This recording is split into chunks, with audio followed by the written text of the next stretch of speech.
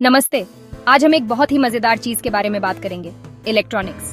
ये शब्द सुनने में थोड़ा मुश्किल लग सकता है, लेकिन यकीन मानिए यह हमारी जिंदगी का एक अहम हिस्सा है।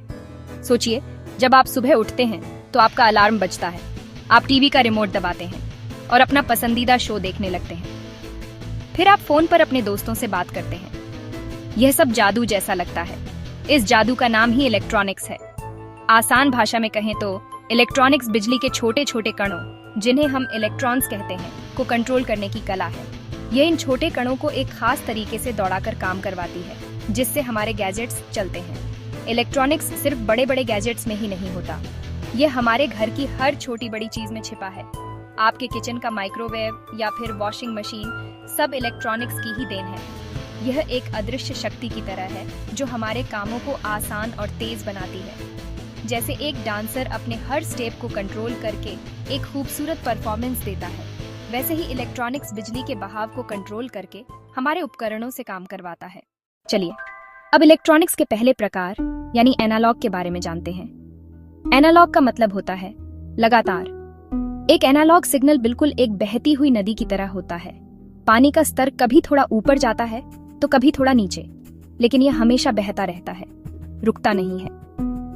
ठीक इसी तरह एनालॉग सिग्नल भी लगातार बदलता रहता है।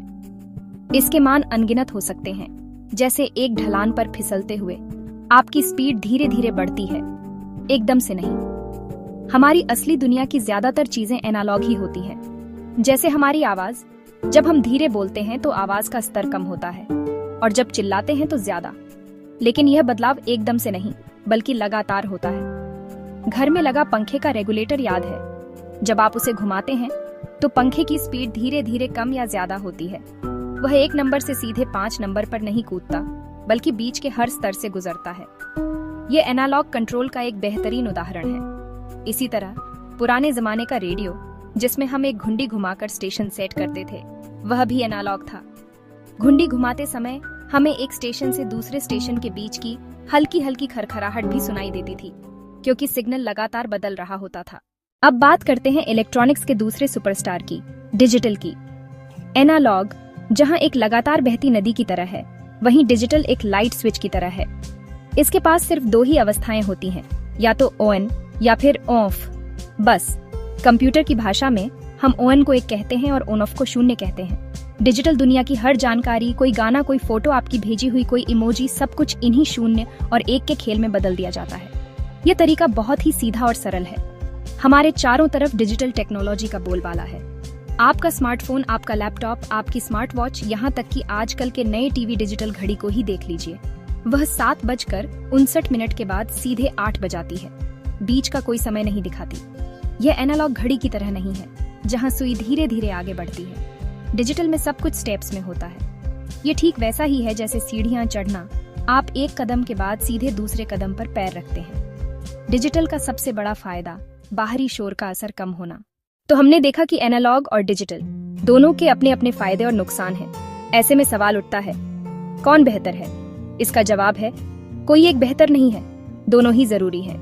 हमारी जिंदगी एनालॉग और डिजिटल टेक्नोलॉजी के एक खूबसूरत संतुलन पर चलती है। ये वैसा ही है जैसे एक डांस परफॉर्मेंस में क्लासिकल वेस्टर्न, दोनों स्टाइल मिलकर कुछ नया और अद्भुत बना सकते हैं। टेक्नोलॉजी की दुनिया में भी एनालॉग और डिजिटल मिलकर काम करते हैं। सोचिए, जब आप अपने मोबाइल फोन पर किसी से बात करते हैं तो क्या होता है? आपकी आवाज, जो कि एक एनालॉग सिग्नल है, सबसे पहले माइक में जाती है। फिर फोन के अंदर एक खास circuit, analogue to digital converter यानी एडीसी, आपकी आवाज को डिजिटल सिग्नल में बदल देता है। मतलब 0 और 1। ऐसा इसीलिए किया जाता है ताकि सिग्नल को बिना किसी शोर के दूर तक भेजा जा सके। फिर जब यह सिग्नल दूसरे व्यक्ति के फोन तक पहुंचता है, वहां एक और circuit, digital to analogue converter यानी डीएसी, उसे वापस एनालॉग सिग्नल यानी आवाज में बदल देता है ताकि स्पीकर उसे बजा सके। इस उदाहरण से साफ है, एनालॉग और डिजिटल दुश्मन नहीं बल्कि दोस्त हैं।